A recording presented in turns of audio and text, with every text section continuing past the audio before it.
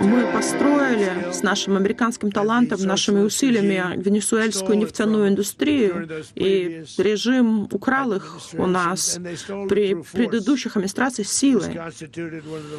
И это было одной из наибольших краж американской собственности в зарубежной стране.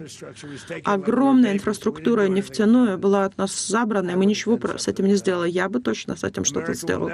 Америка никогда не позволит зарубежным силам, иностранным силам грабить наших людей, лишать наших заработков, а это то, что они сделали.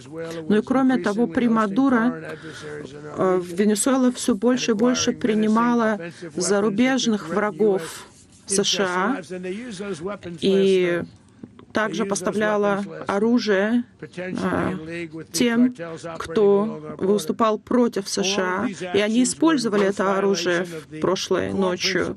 Это было нарушением основных принципов американской внешней политики.